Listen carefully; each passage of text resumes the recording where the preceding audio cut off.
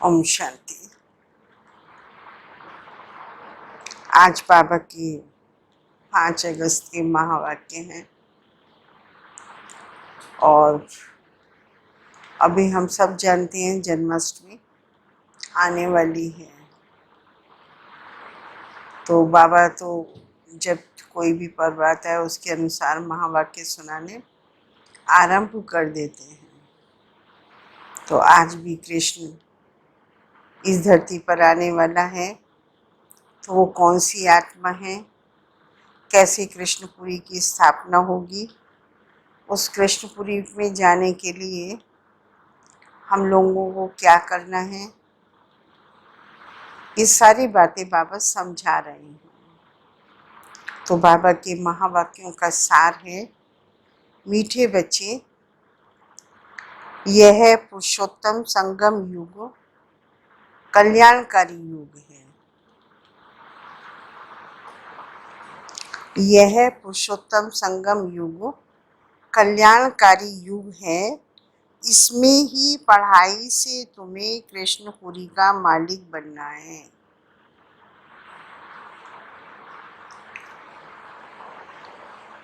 आज प्रश्न है, बाप माताओं पर ज्ञान का कलश क्यों रखते हैं?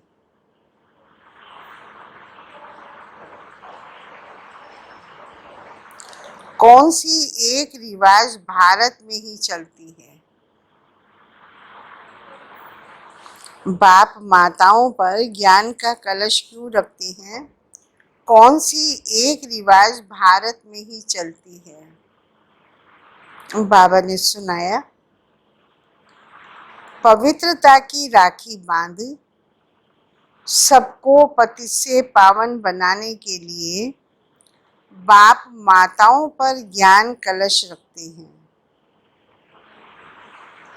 पवित्रता की राखी बांधकर बाबा हम बच्चों कहते हैं सबको पवित्रता का संदेश दो, पवित्र बनाओ। तो वो ज्ञान कलश बाबा हम बच्चों पर ही रखते हैं। रक्षा बंधन का भी भारत में ही रिवाज है। बहन भाई को राखी बांधती है, यह पवित्रता की निशानी है। बाप कहते हैं, बच्चे तुम माँ में कम याद करो तो पावन दुनिया के मालिक बन जाएंगे। बाबा को याद करेंगे तो पावन बनेंगे तो पावन दुनिया के मालिक बन जाएंगे। आज गीत है, भोलेनाथ से निराला कोई और नहीं है, भक्तों का रखवाला कोई और नहीं है। ओम शांति। यह है भोलेनाथ की महिमा, जिसके लिए कहती हैं देने वाला है। तुम बच्चे जानते हो, श्री लक्ष्मी नारायण को ये राज्य भाग्य किसने दिया?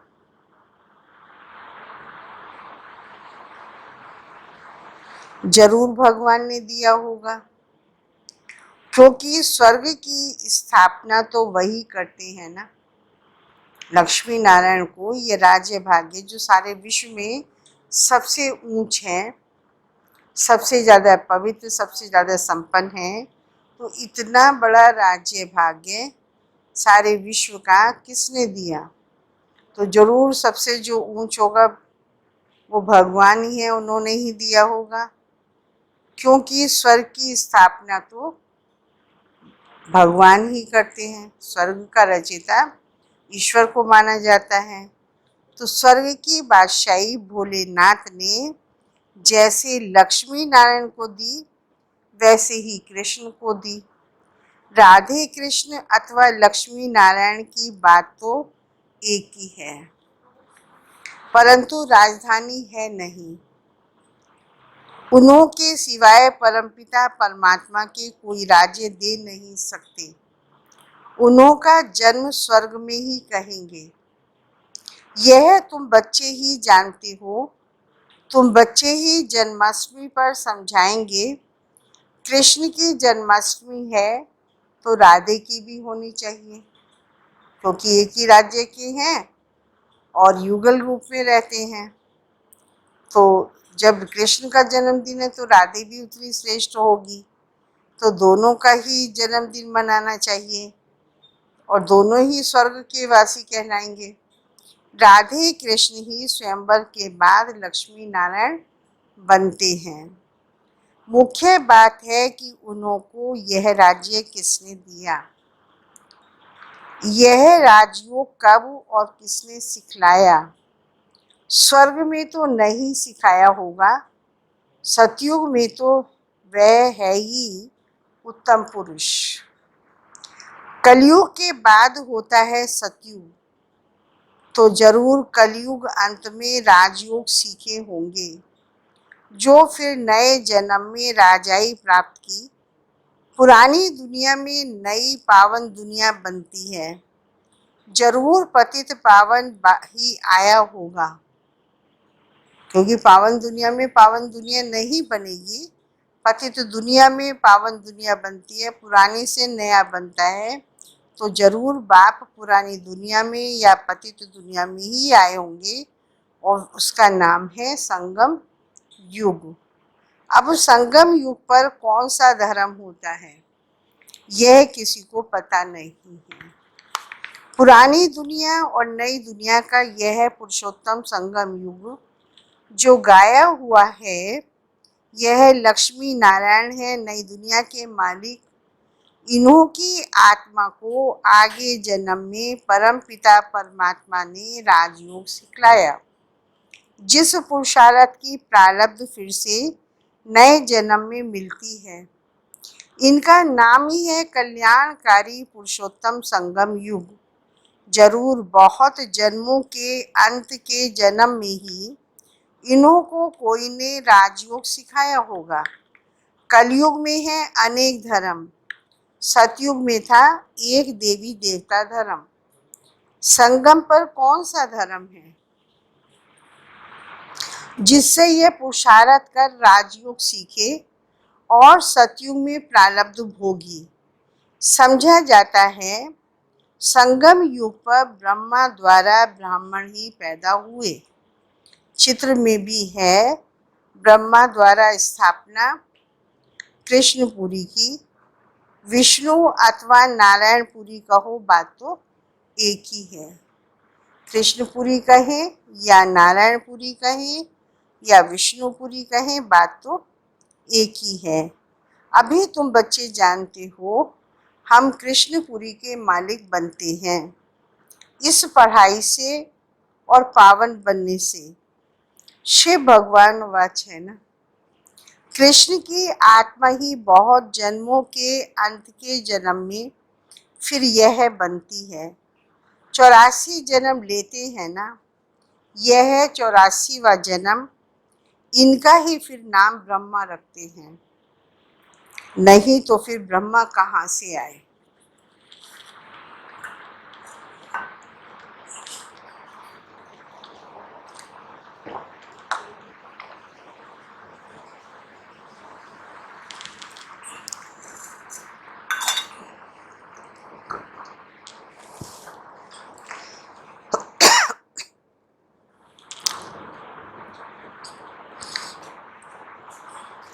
पर कल भी सुना रहे थे, कृष्ण की आत्मा ही 84 जन्म लेती है, फिर ब्रह्मा, ब्रह्मा से विष्णु बनता है। तो आज बता रहे हैं बाबा कृष्ण कहो या विष्णु कहो, आत्मा तो वही है, वही फिर ब्रह्मा बनता है। नहीं तो ब्रह्मा कहाँ से आया। ईश्वर ने रचना रची तो ब्रह्मा विष्णु शंकर कहाँ से आए। जरूर आत्माएं तो वही है ना, तो कैसे रचा, क्या छू मंत्र किया भगवान ने जो पैदा हो गए। नहीं, बाप ही उन्हों की हिस्ट्री बताते हैं। ब्रह्मा ही अपने फर्स्ट जन्म में कृष्ण कहो, कृष्ण सो विष्णु बनता है और विष्णु ही या कृष्ण ही अपने लास्ट जन्म में ब्रह्मा बनता है। एडॉप्ट किया है इस समय पर कृष्ण की आत्मा को, तो नाम बदलते हैं। ब्रह्मा नाम तो नहीं था लास्ट जन्म में। कहते हैं बहुत जन्मों के अंत के भी अंत में आता हूँ। तो कृष्ण के बहुत जन्मों के अंत के भी अंत में शिव बाबा आते हैं और आकर के सारे जन हम आत्माओं के सबके बैक हिस्ट्री समझाते हैं। तो जब बहुत जन्मों के अंत के भी अंत में आए तो जरूर हम अंत में पतित ही मनुष्य होंगे। ब्रह्मा कहाँ से आया किसको भी पता नहीं है। बहुत जन्मों के अंत का जन्म किसका हुआ? वो तो लक्ष्मी नारायण ने ही बहुत जन्म लिए। नाम रूप देश काल बदलता जाता है। कृष्ण के चित्र में 84 जन्मों की कहानी क्लियर लिखी हुई है। जन्माष्टमी पर कृष्ण के चित्र भी बहुत बिकते होंगे, क्योंकि कृष्ण के मंदिर में तो सब जाएंगे ना। राधे कृष्ण के मंदिर में ही जाते हैं। कृष्ण के साथ राधे जरूर होगी। राधे कृष्ण प्रिंस प्रिंसेस ही लक्ष्मी नारायण महाराजा महारानी बनते हैं। उन्होंने ही 84 जन्म लिए। फिर अंत के जन्म में ब्रह्मा सरस्वती बने। बहुत जन्मों के अंत में बाप ने प्रवेश किया। इनको ही कहते हैं तुम अपने जन्मों को नहीं जानता। गीता में ना, तू अपने जन्मों को, अर्जुन को कहा तू अपने जन्मों को नहीं जानता है। तो अब कौन नहीं जानता? अर्जुन तो नाम रख दिया है, लेकिन है प्रजापिता ब्रह्मा, कृष्ण की आत्मा नहीं जानती। वहाँ कृष्ण को उपदेशक दिखा दिया और सुनने वाला अर्जुन को दिखाया है। वास्तव में ज्ञान सुनाने वाला शिव बाबा और कृष्ण की आत्मा सुन रही है। वह अपने बहुत जन्मों को नहीं जानते। तुम पहले जन्म में लक्ष्मी नारायण थे। फिर यह जन्म लिया, उन्होंने अर्जुन का नाम कह दिया है। अर्जुन को राजयोग सिखाया, अर्जुन को अलग कर दिया, परंतु उनका नाम अर्जुन है नहीं। ब्रह्मा का जीवन चरित्र चाहिए ना। परंतु ब्रह्मा और ब्राह्मणों का वर्णन ही नहीं है गीता में। सिर्फ पांडव दिखाए हैं, कृष्ण सुना रहे हैं और अर्जुन को खास सुनाया गया है। तो ब्रह्मा का जो सृष्टि का आदि है, पिता माना जाता है, और ब्राह्मणों का वर्णन ही नहीं है। ये बातें बाप बैठ समझाते हैं। सब बच्चे सुनेंगे, फिर बच्चे औरों को समझाएंगे। कथा सुनकर फिर औरों को बैठ सुनाते हैं। तुम भी सुनते हो फिर सुनाते हो। यह है पुरुषोत्तम संगम युग, जिसको लीप युग कहते हैं, एक्स्ट्रा युग कहते हैं। पुरुषोत्तम मास पड़ता है तो 13 मास हो जाते हैं। जिस वर्ष पुरुषोत्तम मास पड़ता है तो उस मास में 13 मास हो जाते हैं, क्योंकि वो महीना जिसमें पुरुषोत्तम मास है वो 2 होते हैं और हर चौथे वर्ष पड़ता है। तो संगम युग भी हर चौथे युग में आता है, जिसको फिर 5वें युग का नाम दिया गया है। इस संगम युग के त्योहार ही हर वर्ष मनाते रहते हैं। तो सारे त्योहार हमारे संगम युग की यादगार हैं। इस पुरुषोत्तम संगम युग का किसी को भी पता नहीं है। इस संगम युग पर ही बाप आकर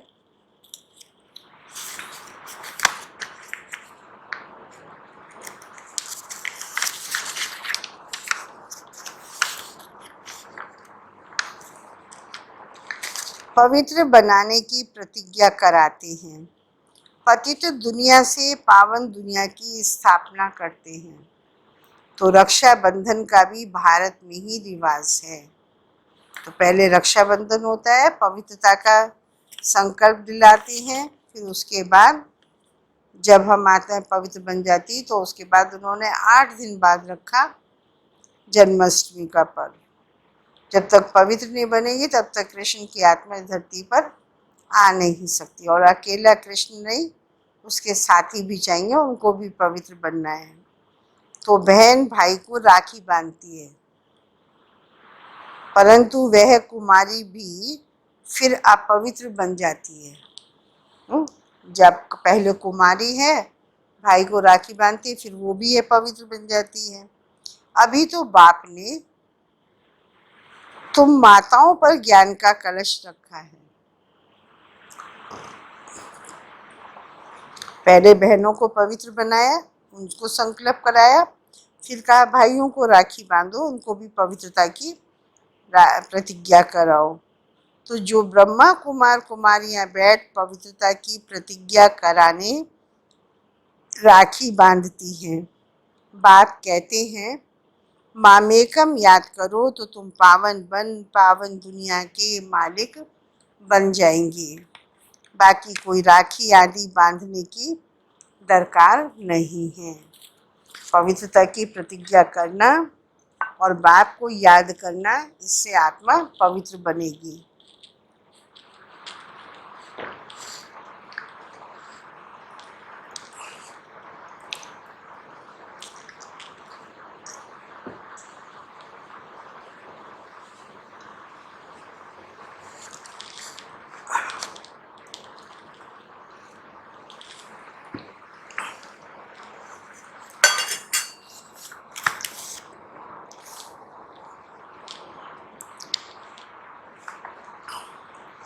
बाकी कोई राखी आदि बांधने की दरकार नहीं। यह समझाया जाता है जैसे साधु सन्यासी लोग दान मांगते हैं। कोई कहते हैं क्रोध का दान दो, कोई कहते हैं प्याज मत खाओ। जो खुद नहीं खाते होंगे वह दान लेते होंगे। इन सबसे भारी प्रतिज्ञा तो बेहद का बाप कराते हैं। तुम पावन बनना चाहते हो तो पतित पावन बाप को याद करो। द्वापर से लेकर तुम पतित बनते आए हो, अब सारी दुनिया पावन चाहिए। वह तो बाप ही बना सकते हैं। सर्व का गति सदगति दाता कोई मनुष्य हो नहीं सकता। बाप ही पावन बनने की प्रतिज्ञा लेते हैं। भारत पावन स्वर्ग था ना, पतित पावन वह परमपिता परमात्मा ही है। कृष्ण को पतित पावन नहीं कहेंगे। उनका तो जन्म होता है, उनके तो माँ बाप भी दिखाते हैं। एक शिव का ही अलौकिक जन्म है। वह खुद ही अपना परिचय देते हैं कि मैं साधारण तन में प्रवेश करता हूँ। शरीर का आधार जरूर लेना पड़े। मैं ज्ञान का सागर पतित पावन राजयोग सिखलाने आता हूँ। बाप ही स्वर्ग का रचयिता है और नरक का विनाश कराते हैं। जब स्वर्ग है तो नरक नहीं है। अभी पूरा रौरव नरक है। जब बिल्कुल तमो प्रधान नरक बन जाता है, तभी बाप आकर राजयोग सिखाकर सतो प्रधान स्वर्ग बनाते हैं। 100% पति से 100% पावन बनाते हैं।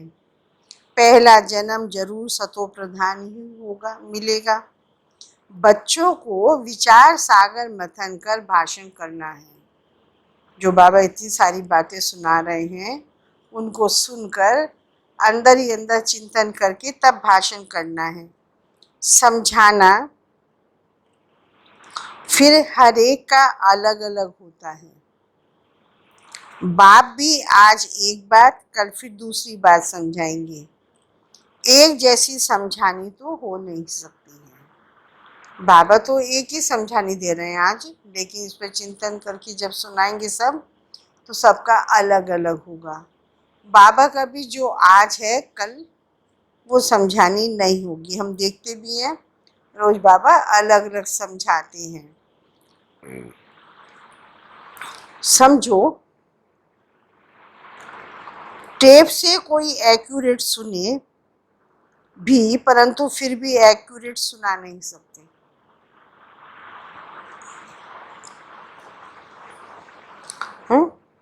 जरूर फर्क पड़ जाता है। टेप से सुन ले, सभी उसी टेप से सुने और 2-3 बार भी सुन ले, तब भी सबका सुनाने का तरीका अलग अलग होगा, शब्दों में फर्क पड़ जाएगा। तो जरूर फर्क पड़ता है। बाप जो सुनाते हैं, तुम जानती हो, ड्रामा में सारी नूंद है। अक्षर बाई अक्षर जो कल पहले सुनाया था, वह फिर आज सुनाते हैं। यह रिकॉर्ड भरा हुआ है। बाबा के अंदर भी रिकॉर्ड भरा हुआ, जो कल पहले सुनाया था वही अब सुना रहे हैं। यह भी बच्चे समझते हैं। आज से 5000 वर्ष पहले कुछ दिन कम कहेंगे, क्योंकि अभी पढ़ रहे हैं।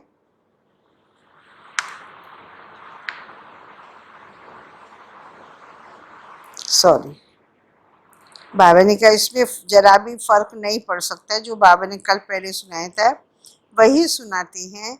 इतनी छोटी आत्मा में रिकॉर्ड भरा हुआ है। अब कृष्ण जन्माष्टमी कब हुई थी, यह भी बच्चे समझते हैं। आज से 5000 वर्ष से कुछ ही कम कहेंगे, क्योंकि अभी पढ़ रहे हैं। नई दुनिया की स्थापना हो रही है। बच्चों के दिल में कितनी खुशी है। तुम जानते हो, कृष्ण की आत्मा ने 84 का चक्कर लगाया। अब फिर कृष्ण के नाम रूप में आ रही है। बाबा याद दिला रहे हैं, कृष्ण की आत्मा ने 84 का चक्कर लगाया। अब से 5000 वर्ष में कुछ ही समय पहले, कुछ ही वर्ष कम कहेंगे, तो कृष्ण की आत्मा आई थी, फिर आएगी अब। तो अब हमें खुशी है, कृष्ण की आत्मा आ रही है।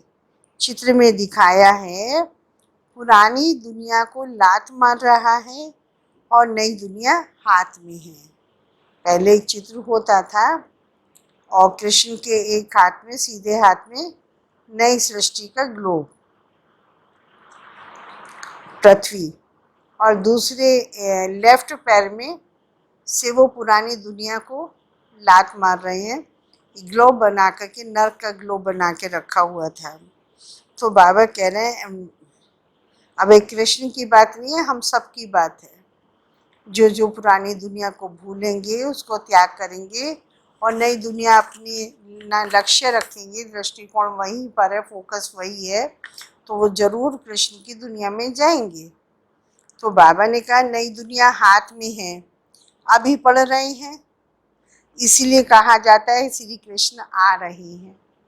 जरूर बाप बहुत जन्मों के अंत में ही आएंगे। शिव बाबा कृष्ण की आत्मा के बहुत जन्मों के अंत में आएंगे। यह पढ़ाई पूरी होगी तो कृष्ण जन्म लेंगे। सारी कृष्ण पूरी होगी। यह ब्राह्मण ही है जो फिर यह राजयोग सीख देवता पद पाएंगे। देवताएं बनते ही हैं नॉलेज से। बाप आकर मनुष्य से देवता बनाते हैं पढ़ाई से। यह पाठशाला है, इसमें सबसे जास्ती टाइम लगता है। पढ़ाई तो सहज है, बाकी योग में है मेहनत। तुम बता सकती हो, कृष्ण की आत्मा अब राजयोग सीख रही है। परमपिता परमात्मा द्वारा, शिव बाबा ब्रह्मा द्वारा हम आत्माओं को पढ़ा रहे हैं विष्णुपुरी का राज्य देने। हम प्रजापिता ब्रह्मा के बच्चे ब्राह्मण ब्राह्मणियां हैं। यह है संगम युग। यह बहुत छोटा सा युग है। चोटी सबसे छोटी होती है ना, तो सबसे ऊंचा है, तो ये सबसे छोटा है। तो बाबा ने कहा जैसे शरीर में चोटी सबसे छोटी होती है शरीर के अंगों के हिसाब से, तो आज संगम युग भी चारों युगों में 5वां युग सबसे छोटा है। फिर उससे बड़ा मुख हो, फिर बड़ी बाहें, फिर उनसे बड़ा पेट, उनसे बड़ी टांगे हैं। तो संगम युग मुख है, वो सबसे छोटा, नहीं चोटी है सबसे ऊपर, वो सबसे छोटी, फिर उससे बड़ा है मुख, फिर उससे बड़ी हो गई बाहें जो विराट रूप में दिखाते हैं। मुख देवताएं और बाहें हो गई क्षत्रिय, फिर पेट दिखाते हैं वैश्य और टांगे दिखाते हैं शूद्र, जो कलयुग में है। माना कलयुग के वालों की संख्या सबसे ज्यादा है, उनसे कम है वैश्यों की संख्या, उनसे कम है क्षत्रियों की संख्या, उनसे कम है देवताओं की संख्या, और संगम युग सबसे कम। तो परंतु समझाने कोई, बाबा ने कहा विराट रूप दिखाते हैं परंतु उनकी समझाने कोई देते नहीं है। जैसे बाबा ने क्लियर करके बताया, ऐसा कोई समझाते नहीं है। तुम बच्चों को ये 84 के चक्र का राज समझाना है, जो फिर रिपीट हो रहा है। हम शुरू से बाबा कई बार कालाबाजी की बात करते हैं, तो अब हम शुरू से फिर से क्या बन रहे हैं, ब्राह्मण चोटी, फिर बनेंगे देवता मुख, फिर वैश्य, सॉरी फिर क्षत्रिय भुजाएं, फिर पेट, फिर नीचे टांगे आ गई, फिर हम टांगों से, टांगे कलाबाजी है ना, तो पहले सिर से टच होती हैं। तो बाबा ने कहा, बाबा अभी समझाते हैं, वहां पर कोई विराट रूप का चित्र समझाते नहीं है। तुम बच्चों को ये 84 जन्मों के चक्र का राज समझाना है। शिव जयंती के बाद है कृष्ण जयंती। तुम बच्चों के लिए यह है संगम युग, तुम्हारे लिए कृष्ण कलयुग पूरा हो गया। बाप कहते हैं, मीठे बच्चों, अब मैं आया हूँ तुमको सुखधाम शांति धाम ले जाने। तुम सुखधाम के रहवासी थे, फिर दुखधाम में आए, पुकारते हो बाबा आओ इस पुरानी दुनिया में। पुरानी दुनिया तो नहीं है, अभी तुम क्या कर रहे हो, योग बल से अपनी दुनिया स्थापन कर रहे हो। कहा भी जाता है अहिंसा परमो देवी देवता धर्म। तुमको अहिंसक बनना है, ना काम कटारी चलानी है, ना लड़ना झगड़ना है। बाप कहते हैं मैं हर 5000 वर्ष बाद आता हूँ, लाखों वर्ष की बात ही नहीं। बाप कहते यज्ञ तप दान पुण्य आदि करते तुम नीचे गिरते आए हो। ज्ञान से ही सदगति होती है। मनुष्य तो कुंभकर्ण की नींद में सोए हुए हैं, जो जगते ही नहीं। इसीलिए बाप कहते हैं मैं कल्प कल्प आता हूँ। मेरा भी ड्रामा में पार्ट है, पार्ट बिगड़ मैं भी कुछ नहीं कर सकता। मैं भी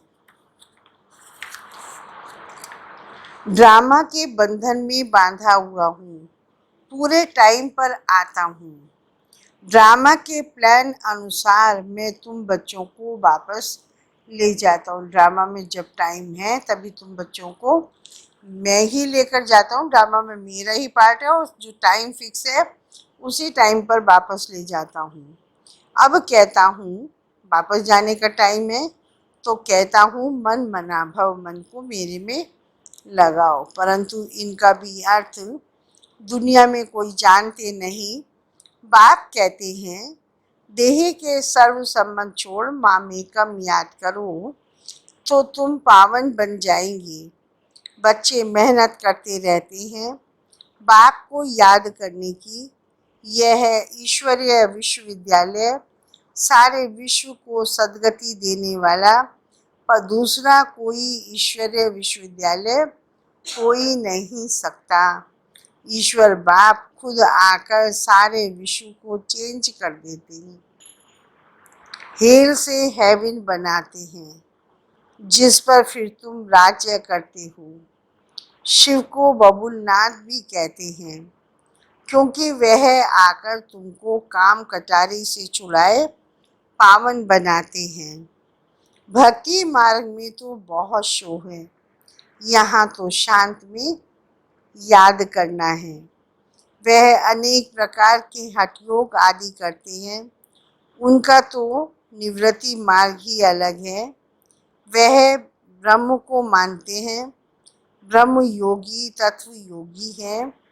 वह तो हो गया आत्माओं के रहने का स्थान, जिसको ब्रह्मांड कहा जाता है। वह फिर ब्रह्म को भगवान समझ लेते हैं, उसमें लीन हो जाएंगे। गोया आत्मा को भी मॉर्टल बना देते हैं। बाप कहते हैं मैं ही आकर सर्व की सदगति करता हूँ। शिव बाबा भी सर्व की सदगति करते तो वह है हीरे जैसा, फिर तुमको गोल्डन एज में ले जाते हैं। तुम्हारा ही यह जन्म हीरे जैसा है, फिर गोल्डन एज में आते हो। यह नॉलेज बाप आकर पढ़ाते हैं, जिससे तुम देवता बनते हो। फिर यह नॉलेज प्राय लोप हो जाती है। इन लक्ष्मी नारायण में भी रचता और रचना की नॉलेज नहीं है। अच्छा, मीठे मीठे सिकी लदे बच्चों प्रति माता पिता बाप दादा का याद प्यार गुड मॉर्निंग। रूहानी बाप की रूहानी बच्चों को नमस्ते। हम रूहानी बच्चों की रूहानी बाप को नमस्ते। आज धारणा के लिए सार है, इस पुरानी दुनिया में रहते डबल अहिंसक बन योग बल से अपनी नई दुनिया स्थापन करनी है। अपना जीवन हीरे जैसा बनाना है। सेकंड है, बाप जो सुनाते हैं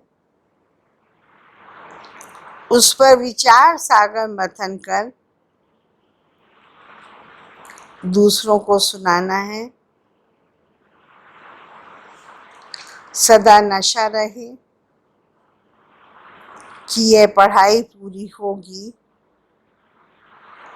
तो हम कृष्णपुरी में जाएंगे। आज वरदान है, व्यर्थ को शुभ भाव और श्रेष्ठ भावना द्वारा, जो व्यर्थ बातें हैं उनको शुभ भाव और श्रेष्ठ भावना द्वारा परिवर्तन करने वाले सच्चे मर्जीवा भाव। बाप दादा की श्रीमत है, बच्चे व्यर्थ बातें ना सुनो, ना सुनाओ और ना सोचो।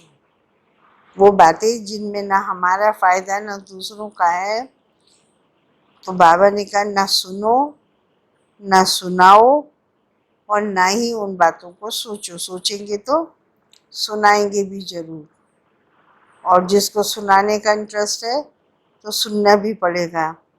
सदा शुभ भावना से सोचो, शुभ बोल बोलो, व्यर्थ को भी शुभ भाव से सुनो, शुभ चिंतक बन बोल के भाव को परिवर्तन कर दो।